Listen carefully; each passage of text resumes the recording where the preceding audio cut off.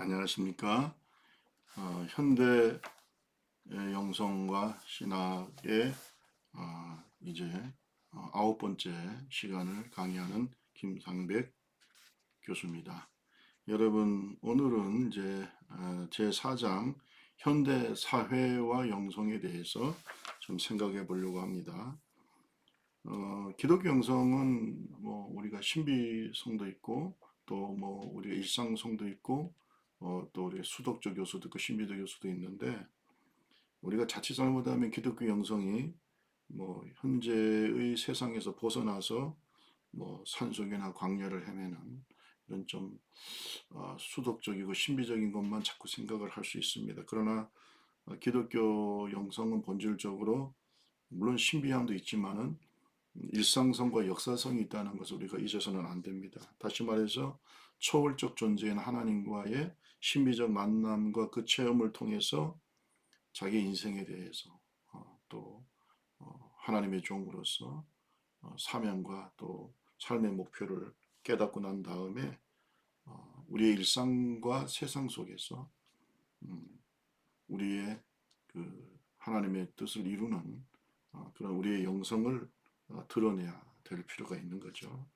다시 말해서 우리의 삶의 현장 속에서 하나님의 뜻을 이루어야 되는 것입니다. 그래서 어느 신학자가 말한 것처럼 한 손에는 성경을 들고 또 한 손에는 신문을 들고 살아야 되는 거죠. 뭐 이것은 하나님의 말씀이 이루어지는 것도 있지만 내 신앙이 삶 가운데 실천되어야 된다는 것입니다. 우리가 뭐 기독교를 산 위의 종교가 아니라 산 아래 종교라고 하지 않습니까? 그러니까 세상 속에서 우리가 어떻게 살 거냐. 물론 이제 우리가 배가 산에 있으면 안 되고 바다에 있어야 되겠죠. 그러나 바닷물이 들어와서는 안 되는 것처럼 우리의 거룩함을 유지하면서 세상의 바닷속을 향해 하는 하나님의 뜻을 이루는 저와 여러분 되시기를 바랍니다. 먼저 이제 현 세대의 변화를 좀 생각하면 영국의 유명한 미래학자인 엘빈 토플러가 말하기를 현대를 변화에 압도되고 있는 시대다 이렇게 규정을 했습니다. 그러니까 세상의 변화가 빠르기 때문에 교회와 우리 자신이 어떻게 얼마나 잘 적응하느냐 그렇지 않으면 이 사회가 또 교회가 커다란 붕괴를 맞이할 수 있다는 것이죠. 이제 뭐 제 책에 80페이지에 나와 있습니다만은 인류는 역사적으로 크게 세 번의 큰 혁명적인 변화를 가져왔죠. 요즘은 또 네 가지 4차 혁명까지 얘기를 합니다. 첫째는 제1의 물결인데 이제 농경사회로의 변화죠.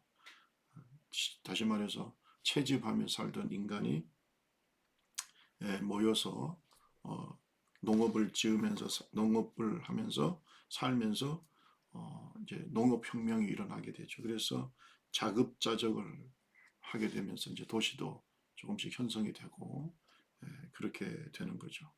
그 다음에 제2의 물결은 이제 거기에서 산업화 사회로의 변화를 제2의 물결이라고 합니다. 그래서 이때부터 이제 뭔가 규격화되고 또 분업화되고 그리고 이제 도시화되어가는 그래서 이제 시골에 있는 사람들이 산업혁명으로 말미암아 도시로 몰려드는 이런 도시화 urbanization 현상이 두드러지게 되고 결국 부가 힘이 되는 돈이 힘이 되는 황금 만능주의가 이제 판을 치게 되는 이런 사회가 됐죠. 그러나 산업사회는 분명히 우리 인류에게 풍요를 가져온 건 사실입니다. 그 다음에 이제 제3의 물결은 정보혁명의 사회다 이렇게 얘기할 수 있습니다. 인터넷이나 컴퓨터의 발전으로 말미암아 지식과 정보 매체가 힘이 되는 이런 사회가 됐죠. 그래서 여러 가지 이제 뭐 컴퓨터를 통해서 우리가 정보의 바다를 항해하는 그래서 이제 세계적으로 언어만 되면은 다 모든 정보들을 우리가 섭취할 수 있는 그런 시대를 맞이할 수 있어요. 이런 걸 우리가 정보혁명의 사회다. 예전에는 정보를 소수의 엘리트들, 국가의 엘리트들만 가지고 있었지만 이제는 도시인의 누구든지 이 정보를 이제 우리가 얻을 수가 있는 그래서 어, 정말 생존하려면 빨리 정보를 가지고 있어야 되고 또 얻어야 되겠죠. 그래서 정보가 힘인 사회를 지금 우리가 살고 있습니다. 예, 그래서 제3의 물결을 정보혁명 사회다 이렇게 얘기하고 있습니다. 예, 이런 사회를 우리가 겪으면서 여러 가지 변화가 있는데요. 폭발적인 기술이 발전하면서 기술 문명이 또 많이 발전했고 또 혁명적으로 커뮤니케이션 환경이 변화가 되죠. 지금은 어, 나와 너의 대화가 아니라 나와 그것 그런 대화로 뭔가 나와 너 아이유의 대화가 아니라 아이와 뭐 it과의 대화가 이제 자꾸 이렇게 예, 발전하는 이런 시대인데 지금도 여러분 저하고 이렇게 만나고 있지만 저는 지금 여러분의 얼굴을 사실은 못 보고 기계와 지금 대화를 하고 있습니다. 이게 어떻게 보면 제3의 물결의 한 부분이 아닌가 하는 생각이 됩니다. 그래서 이제 어떻게 보면 물질주의, 쾌락주의가 이제 많이 발전되게 되고 그다음에 이제 뭐 레저 혁명이 일어나고 또 세계화가 되는 이런 지구촌 사회를 우리가 경험하고 있죠. 이제 어쨌든 이 정보혁명 사회는 이제 여러 가지 이제 교통수단도 발전하게 되고요. 이제는 컴퓨터로 어디에서든지 우리가 얘기할 수 있어요. 지금 사실은 동사무소도 여러분 지금은 뭐 행복센터라고 행정복지센터라고 하는데 우리가 뭐 옛날에는 꼭 그 자기 주거지 예,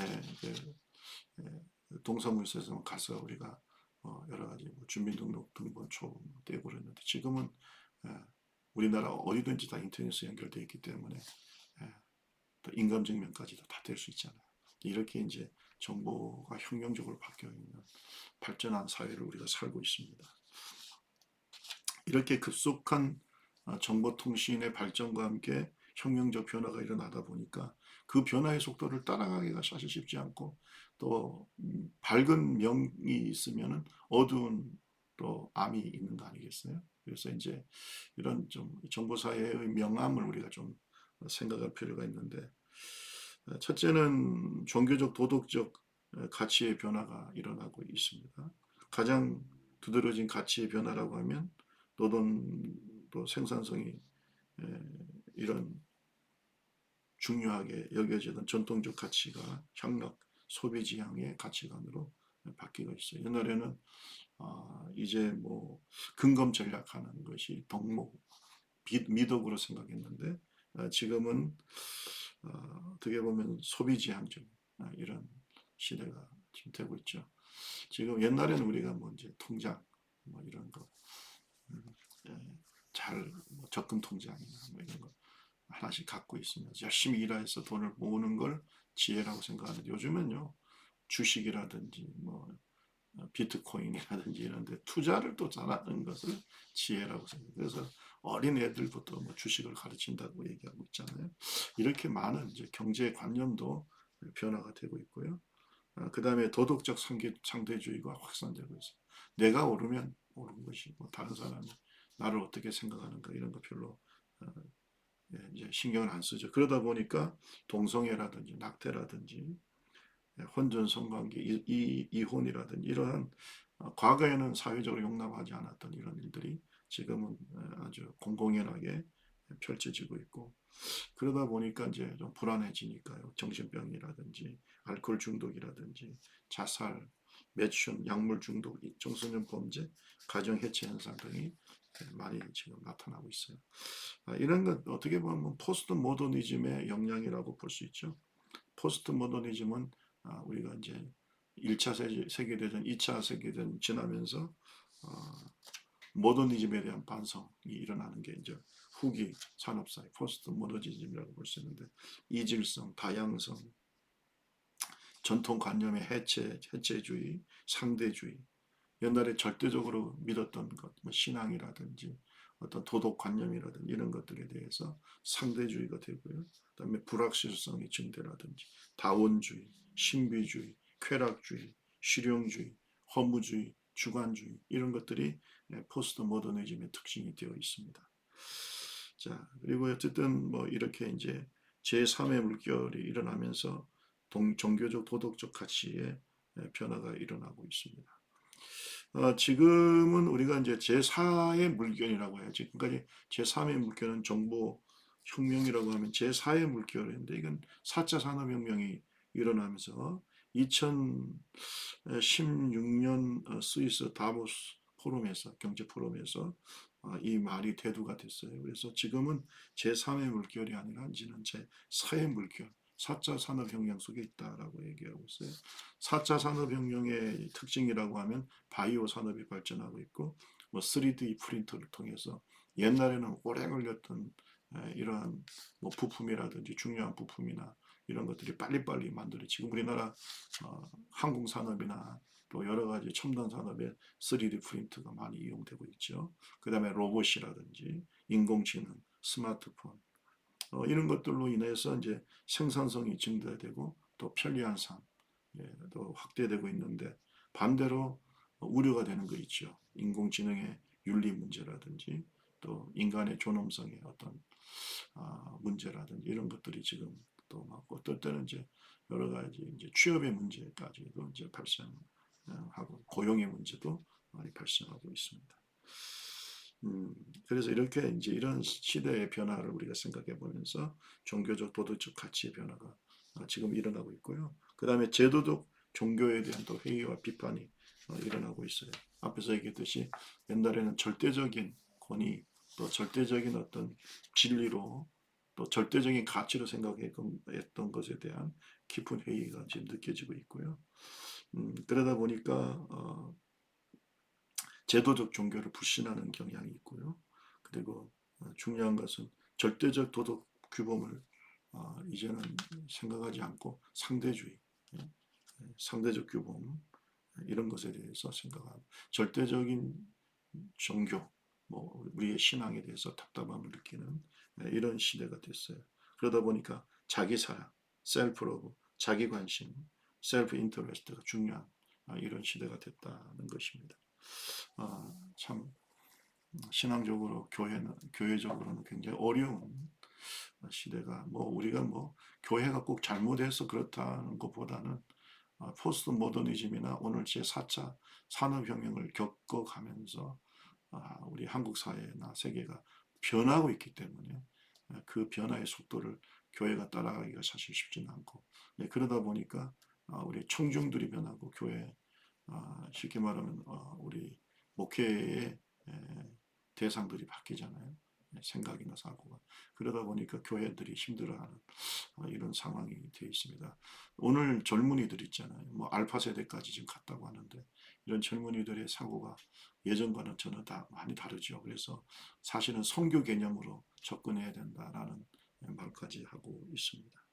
자, 뭐 이런 변화가 있는 것이죠. 그 다음에 셋째는 철저한 개인주의적인 문화와 지적인, 감성적인 지적 개방성 이런 게 특징이라고 할 수 있습니다. 그래서 개인주의적인 문화와 감성의 바탕을 둔 지적 개방성을 추구하고 있다는 것이죠. 철저히 개인주의적인 문화 또 분자화를 조직 안에서도 분자화를 추구하고 있어요. 그래서 뭐 옛날에는 뭐 이렇게 조직이 하나로 뭐 뭉쳐가지고 어떻게 획일적으로 움직였다면 지금은 그렇지 않고요.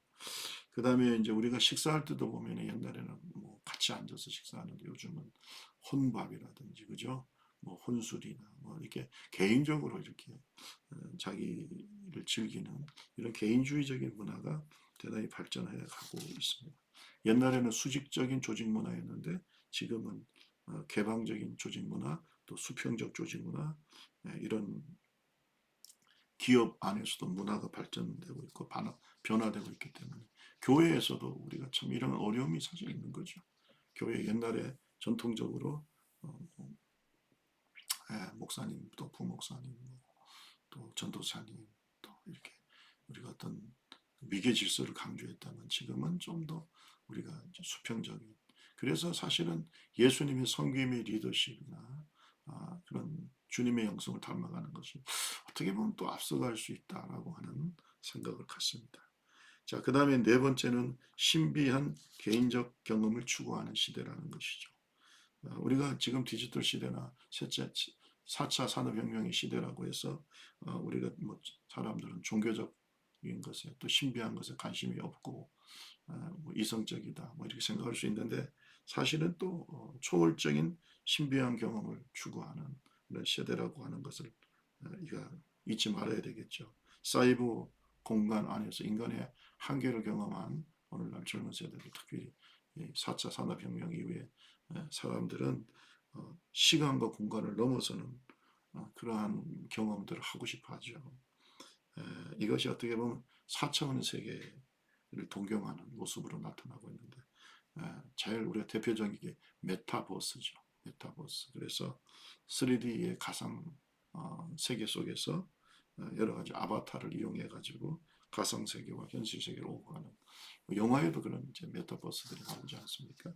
이런 것들은 어떻게 보면 오늘날 사람들이 개인주의적이지만 또 신비한 경험을 하기를 원하는 이런 것을 알 수 있는데 이런 것이 사실은 우리 기독교 영성의 신비성, 신비한 그런 체험들을 추구하고 있는 그것과 또 우리가 연계해서 좋은 전도의 접촉점이 될 수도 있다라고 하는 생각을 갖게 됩니다. 다섯 번째로는 다원주의적 환경 속에서 모호성이 지금 범람하고 있어요. 그러니까 절대주의가 아니라 상대주의, 그 다음에 배타적인 이런 태도를 갖고 있기 때문에 사실은 주관적이고요. 자기가 자기 자신만을 강조하는 이런 것들에 대해서 또 절대적 어떤 진리라든지 이런 것에 대해서 회의적인 시대가 아닌가 하는 생각이 돼요. 사람들은 다원주의적인 환경 속에서 어떻게 보면 이것도 옳고 저것도 옳고 뭐 다 옳은 게 아닌가. 어떤 종교든지 뭐 잘만 믿으면 구원받은 것이 아닌가 하는 종교다원주의도 지금은 절대주의 뭐 이런 것들에 대해서 반대하는 그런 현상이 앞에서 얘기한 것처럼 확산되고 있고요. 사실 미래에 대한 모호성도 굉장히 나타나고 있죠. 그래서 불안한 감이 지금 뭐 과학이 발달하고 있지만은 더 많이 이렇게 증폭되고 있지 않는가. 그래서 지금 나타나는 영화들을 보면은 굉장히 좀 미래에 대해서 어둡게 표현하고 있어요. 그죠? 그렇지 않습니까? 뭐 로봇이 등장하고 인간은 편리하지만 또 로봇에 의해서 지배당하고 또 어떤 핵전쟁이 벌어지고 이런 미래에 대한 불안감, 불확실성, 모호성 이런 것에서 살고 있는 사람들이 많고 또 이제 사이버 공간에서 자기와 다른 또 다른 어떤 인격, 다중인격이 등장하게 되는 현실과 다른 그런 모습들을 볼 수 있고 또 그런 것은 또 실제의 나에 대해서, 실제 인격에 대해서 불안감, 또 잘못하면은 가상과 현실의 어떤 혼동. 그래서 여러분 가상에서 막 이렇게 뭐 게임을 하면서 막 살인하고 사람 그때는 게임이니까 뭐 다시 살아나지 뭐. 이게 마치 현실로 돌아와가지고 그런 자기의 폭력성이 그대로 드러난다면 그래서 지난번에 미국이나 이런 데서 큰 총기 사고 있었잖아요. 게임만 하다 보니까 여기에 빠져가지고 결국 실제로 사람을 많이 죽이는 이런 일도 벌어지고 있는데 이런 것들이 다원주의 환경 속에서 여러 가지 어려움이 아닌가 생각이 됩니다. 그렇기 때문에 이런 현대 사회 속에서 오늘날 우리 한국 교회가 영적인 훈련, 영성 훈련의 필요성이 더욱 강조되고 있습니다. 저는 진짜 우리가 이제 알곡과 쭉정이를 나누는 시대를 특히 팬데믹 이후에 코로나 팬데믹 이후에 필요하다고 생각하기 때문에 교회에서 집중적으로 하나님의 용사를 영적인 훈련을 통해서 양성해야 되는 그런 시대가 아닌가 하는 생각을 갖게 됩니다. 그래서 여러분 84페이지에 보면 현대교회 영성훈련의 필요성을 보면 첫째, 도시 그리스도의 영적 성장을 위해서 필요하다는 거죠. 도시 그리스도인 하니까 여러분 아이고 시골은 뭐 어떠냐 그런데 사실은 우리나라 같은 경우는 그 의식의 수준으로 볼 때는 사회학자들은 90% 이상 한국 사회는 도시화됐다고 보고요. 세계적으로는 한 60% 정도 도시화됐다고 봅니다. 이 말은 사람들이 생각이 다 도시화돼 있다는 거죠. 왜냐하면 인터넷이라든지 뭐 교통의 발전이라든지 이래가지고 도농 간의 격차가 의식의 격차가 없어요. 거의 없다고 봐야죠. 그래서 도시화, 얼바니제이션, 도시화가 되어 있기 때문에 우리가 이런 접근들도 우리가 한번 생각해 볼 필요가 있는 거죠. 네, 그래서 도시 사회에는 물질주의, 세속주의, 세속적 가치관 이런 것들이 마음을 지배하고 있는데 이런 것들이 교회 안에도 들어와 있어요. 물질주의와 세속적인 가치관들이 교회에 들어와서 사실은 뭐 자꾸 우리가 교회 성장을 얘기할 때 보면 조금 세속적인 가치만 생각하는 것이 아닌가 하는 걱정이 되고요. 뭐 축복관도 보면 좀 세속적이지 않나 이런 생각이 듭니다. 그래서 여러분 이런 향락 문화라든지 또는 세속적 세계관에 힘없이 굴복하는 현대 도시인들을 바라보면서 우리는 바른 영성 훈련을 기독교 영성을 시켜야 되지 않을까 하는 생각이 되고요. 이런 도시 사회 속에서 우리가 휩쓸려 가다 보면 영혼이 피폐해지는 거예요. 그죠? 만문이죠. 예? 이런 물질주의가 이런 물질에 대한 우상, 또 중독 이런 것들이 막 지배하니까 사람들의 영혼은 피폐해지고 허무해지고 뭔가 화려한 것 같은데 허무한 그렇잖아요. 우리가 도시의 화려한 불빛 뒤에는 어둠이 있지 않습니까? 예, 그러한 영적인 어둠을 느낀다는 거예요. 그래서 우리가 이런 것들을 좀 잘 생각하면서 내 영혼의 풍부함을 위해서 풍성한 하나님의 은혜의 우물 속에서 이가 이 물을 마시면 다시 목마르리라 내가 주는 물을 먹으면 영원히 목마르지 아니하리라. 예수님께서 수가성 여인에게 말씀하신 것처럼 도시의 세속 문화 속에서 살아가다 보면 그 물은 계속 우리를 목마르게 하죠. 그러나 예수 안에 있는 이 참 하나님이 주시는 이 영원히 솟아나는 성령의 샘물을 그런 은혜를 경험한 사람은 정말 행복한 이런 사람이 되지 않겠어요? 그렇기 때문에 성도들에게 도시인들에게 자발적인 영적인 훈련의 필요성을 깨닫게 하고 효과적인 영성훈련 프로그램을 실행하는 것이 이제 이 도시를 구원하고 또 오늘 대한민국 사회를 구원하는데 대단히 중요하다고 생각합니다. 그래서 이제 이런 것은 뭐 개인적으로도 하나님의 신비와 은혜를 경험하고 내 영혼의 행복과 풍성함을 누리는 것도 중요하지만 또 세상 속에서도 올바른 부의 분배를 통해서 경제 정의를 실현하고 또 청지기적인 사명을 잘 감당하면서 어떤 지구의 환경도 잘 보호하고 그죠? 그리고 진정한 이런 모든 도시의 그러한 중독이나 이런 것들로부터 자유케 되는 이런 영적 자유를 누리면서 하나님을 주인으로 모시고 살아가는 이런 축복이 있어야 되지 않을까 하는 생각이 되는 것입니다. 그 다음에 이제 두 번째로 우리가 이제 현대 교회에 이제 영성훈련의 필요성이 있다고 한다면 교회 내에서도 이제 올바른 영성 이해가 필요하기 때문에 교회 내에서 올바른 영성훈련을 좀 시킬 필요가 있는 거죠. 사실은 불건전한 교회 안에서 영성운동이 벌어지면서 어떻게 보면은 그 영성훈련에 대한 자체 거부감이 생기게 되고 또 바른 영성, 기독교 영성을 훼손시키는 이런 일들이 있어요. 사실은 예전에 은사운동이 막 벌어질 때도 바른 은사운동도 있지만은 불건전한 은사운동이 막 벌어져서 은사운동 자체에 대해서 예, 카리스메틱 무브먼트에 대해서 부정적인 인식을 갖게 하는 이런 일이 있었기 때문에 우리가 조금 이것에 대해서 우리가 좀 조심해야 되는데 그럼 교회 안에서 좀 그릇된 영성이 있다면 그게 뭘까요? 이 첫째는 86페이지에 초월적 신비주의입니다. 우리가 신비죠. 교회는 신비죠. 또 성경도 신비입니다. 또 우리의 신앙과 우리 기독교 영성은 분명히 신비적 요소가 있습니다. 하나님을 만나는 것도 신비죠. 중생하는 것도 신비죠. 그러나 이런 잘못된 초월적 신비주의 우리가 보면은 우리의 정통 기독교 신앙의 마술이라든지 뭐 주술이라든지 이런 좀 뭔가 마약과 같은 어떤 황홀감을 추구하는 이런 조금 뭔가 신비적이고 마술적이고 이런 좀 혼합적인 마귀적인 이런 요소들이 교회에 들어와 있어요. 여러분 이런 것도 굉장히 위험한 거죠. 심지어는 그리스도라는 말을 인도의 신비주의 여신인 크리슈나와 이렇게 자꾸 혼용해서 이렇게 쓰는 사람들도 있다고 하는 거예요. 그러니까 이런 것들은 우리가 잘못된 거죠. 우리가 절대 어떤 이런 혼합주의를 우리는 배격을 해야 됩니다. 두 번째로는 이제 플라톤적인 영성입니다. 다시 말해서 이 플라톤주의는 뭐냐면은 이제 영과 육을 이렇게 분리시키는 거죠. 영혼과 육을 이원론적 사상인 거예요. 좀 반지성적인 태도를 갖게 되고 전통 교리를 벗어나게 하는데 영혼은 선하지만 육체는 악하다. 영혼은 육체의 감옥 속에 갇혀 있기 때문에 육체의 감옥에서 영혼을 해방시켜야 된다고 육체를 학대하고 뭐 이런 식으로 해서 어떻게 보면은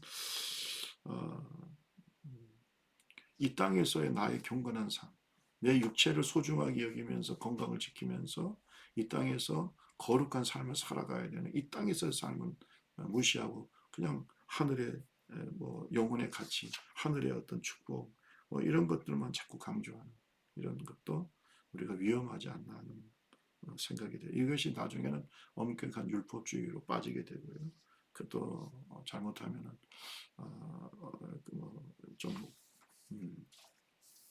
금욕주의 이런 데 빠지게 되겠죠. 그렇죠? 그래서 우리가 이제 이원론적인 이 심플란드적인 사상이 사실은 교회 안에 특히 우리 순복음 교회는 그럴 가능성이 좀 있어요. 그래서 여러분 육체도 선하고 내 영혼도 선한 겁니다. 내 영혼은 하나님이 구원하신 또 거듭난 영혼이잖아요. 그러나 내 육체도 또한 하나님께서 창조하셨기 때문에 이 영혼을 담고 있는 그릇 아니겠습니까? 육은 선도 아니고 약도 아니에요. 내 영이 내 속에 머물면서 내 육을 통해서 하나님의 영광을 돌려야 되니까 너무 금식하면서 몸을 학대하고 이런 것도 심플란트적인 영성이 아닌가 이런 생각이 조심스럽게 제가 여러분한테 말씀을 드립니다. 그래서 육체적인 건강, 영혼의 건강, 또 마음의 정신적 건강 이것들이 다 연결되어 있습니다. 그래서 여러분 이런 육체는 선하고 육체는 악하고 영혼은 선하라고 하는 마치 육체를 영혼의 감옥으로 생각하는 이러한 악하게 보는 심플라톤적인 사상은 우리가 배격을 해야 될 거라고 생각됩니다. 이거는 진정한 기독교 영성이 아닙니다. 세 번째는 새로운 초영성주의인데요. 이것은 고린도전서 1장과 2장에 대한 잘못된 해석이고요. 또 바울 사도가 사도행전 17장에서 아덴에서 그리스 안에서 전도할 때 그가 너무 지식적으로 복음을 전했기 때문에 뭐 회심자가 많지 않았다라고 하는 좀 반지성주의적인 이런 사상에서 좀 기초하고 있어요. 여러분 고린도전서 1장 고린도전서 1장 뭐 2장에 보면 뭐 여러 가지 좀 이런 말씀이 나오는데요. 제가 하나 좀 읽어드리면 고린도전서 1장 19절 20절에 보면 이런 말씀 있죠. 기록된 바 내가 지혜 있는 자들의 지혜를 멸하고 총명한 자들의 총명을 폐하리라 하였으니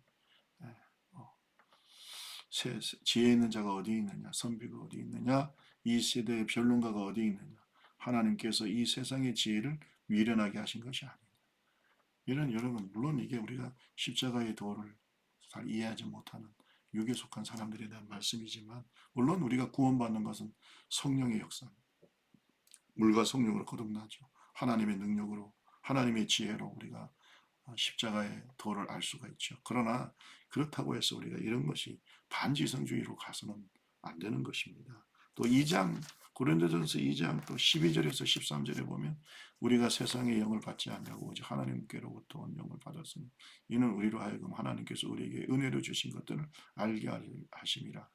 우리가 이것을 말하거니와 사람의 지혜를 가르치 말로 아니하고 오직 성령께서 가르치는 것을 아니 영적인 일은 영적인 것으로 분별하는 물론 영적으로 우리가 하나님의 뜻을 깨닫고 진리를 깨닫고 말씀을 깨닫고 저도 이거 강조합니다. 그러나 하나님은 우리에게 지식과 이성 어떻게 보면 일반 계시잖아요. 이성이라는 그런 것도 우리가 좀 활용할 줄 알아야지. 그러나 너무 이런 것을 좀 지나치게 생각해서 반지성주의로 가는 것도 바람하지 않다라고 생각합니다. 그래서 우리가 기독교는 초지성주의다. 이렇게 여러분께서 기독교 형성을 이해했으면 좋겠어요. 물론 우리 인본주의적인 그런 생각으로 신앙생활해서는 안 되겠지만 너무 어떻게 보면 영적인 걸로 다 뭐 이렇게 해석하려고 하는 이런 것도 좀 잘못하면은 좀 신비주의에 빠질 수 있다. 여러분 생각해 주시고요. 초영성주의 두 번째 특징이 있다면은 이거죠. 이제 변증학적인 대화, 변증적 대화를 무시하는. 다시 말해서 젊은이들이 어떤 영적인 질문, 또 신앙적인 질문에 대해서 해올 때에 그것을 성실하게 대답해 주지 않고 그냥 하나님 말씀만 그냥 믿어라 뭐 이렇게 무조건 이렇게 이제 얘기해 주는 거는 굉장히 좀 문제죠. 우리가 정성껏 어떻게 보면 오늘 젊은이들과 지적인 대화를 나눌 수 있고 또 세상의 속에서 하나님의 뜻을 발견하는 방법이라든지 이런 대화들을 우리가 좀 할 수 있어야 되는데 너무 뭐 영적인 얘기만 자꾸 영적인 것만 영적인 것만 여러분 인간은 육신을 입고 왔는데 다 영적인 것만 영적인 것 이런 것이 변증적인 대화를 무시하는 태도다 이렇게 생각할 수 있어요.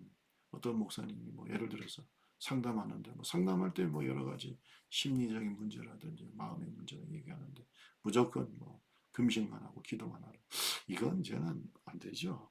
그래서 우리가 이런 초영성주의를 우리가 좀 조심해야 된다. 물론 금식하고 기도한 하나님 응답 주시지만 그 전에 우리가 잘 듣고 그 사람의 어려움에 대해서 여러 가지로 마음을 이해하고 판단하고 이제 여러 가지 이제 분석하는 이런 것들도 지금 같이 돼야 된다는 거고요. 세 번째는 이제 육체에 대한 멸시입니다. 금욕주. 앞에서 얘기했듯이 플라톤적인 신플라톤적인 이원론에 빠지면은 이런 육체를 멸시하는 금욕주의에 빠질 수가 있습니다. 여러분 절대 안 된다. 육체를 멸시하게 된 결국 부활의 신앙은 육체의 부활은 어떻게 믿어요? 그죠? 육체의 부활은 영혼도 선하지만 육체도 선하다. 믿으시기 바라고요. 그 다음에 네 번째 특징은 종말론에 대한 지나친 집착이에요. 이런 초형성주의를 우리가 좀 조심해야죠. 여러분, 물론 주님 재림을 기다려야 되지만 항상 우리는 현재 이 시대에 하나님 우리에게 주신 사명을 감당하는 이 땅의 문화를 구원하고 또 이 땅의 사람들을 치유하는 구원하는 이런 사명도 있는 건데 시기에 우리가 종말론에 빠져 있는 것도 또 과도하게 집착하는 것도 이것도 초형성주의의 모습인데 우리가 좀 조심해야 된다. 그 다음에 네 번째 불건전한 신비주의인데요. 물론 앞에서 얘기했듯이 기독교 안에 풍부한 신비가 있죠. 주님의 성육신, 고난, 부활, 통치 다 신비입니다. 우리가 거듭난 것도 신비고요. 우리가 주님이 재림하실 때 휴거하는 것도 다 신비입니다. 그런데 우리가 너무 이런 신비적인 경험만 추구하는 것은 잘못된 거다. 이런 것이죠. 어떤 때는 이런 불건전한 신비주의가 잘못하면 이게 중독이 됩니다. 환상 봤다, 뭐 영음을 들었다, 너무 이런 쪽으로만 자꾸 가는 것도 안 되는데 그걸 또 마귀가 이용합니다.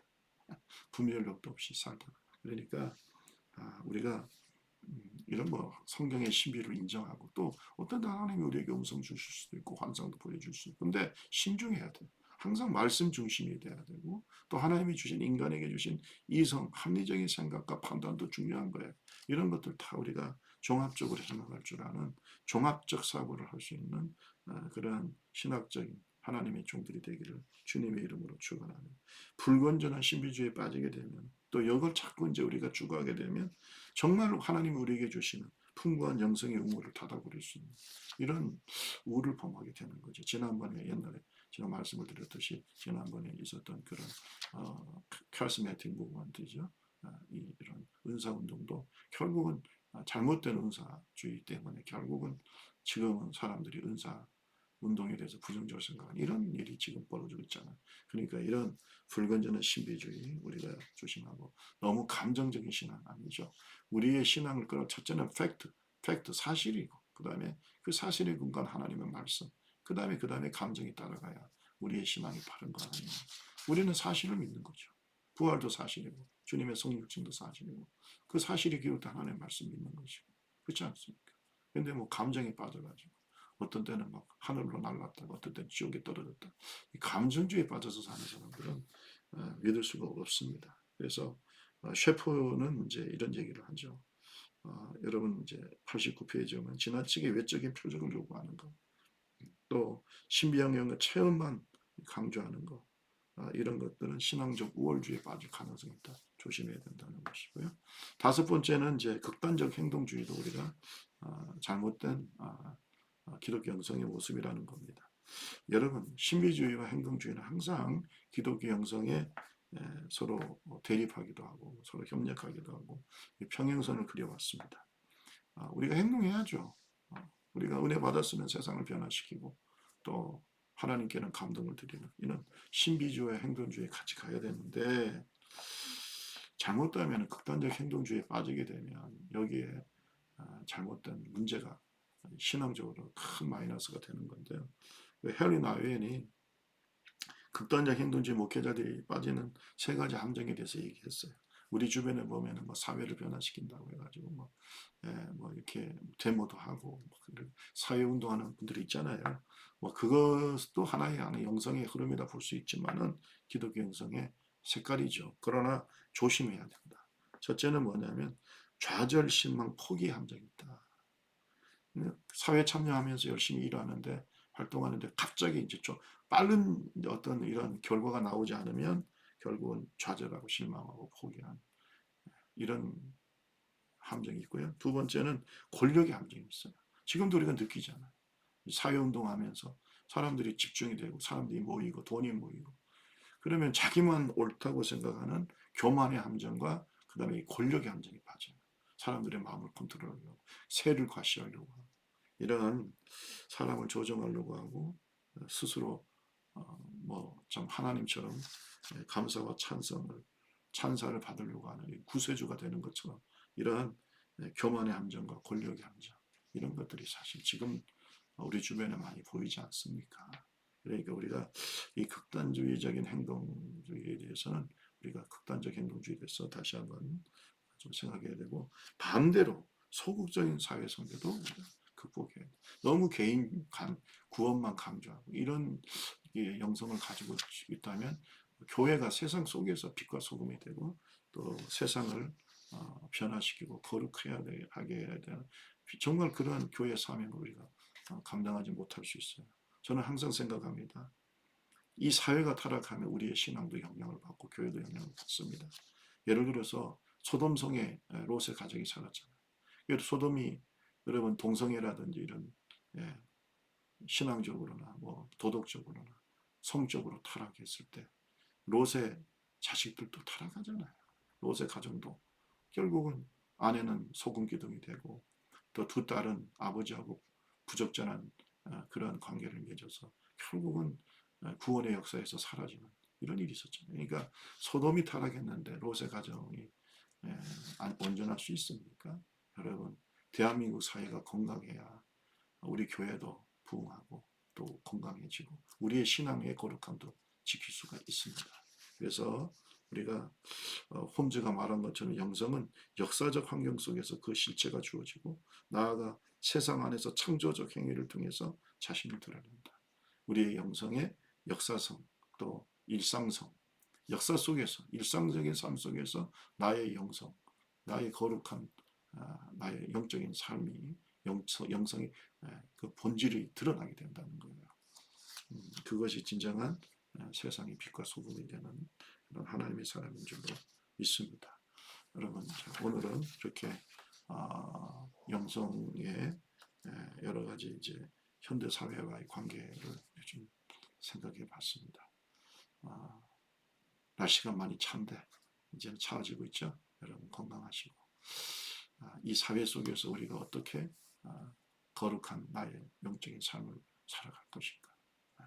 사회를 변화시키고 하나님께 감동을 드리는 그런 진정한 우리 오순절의 영성으로 부장하는 모든 하나님의 종들이 되기를 주님의 이름으로 축원합니다. 항상 건강하세요. 감사합니다.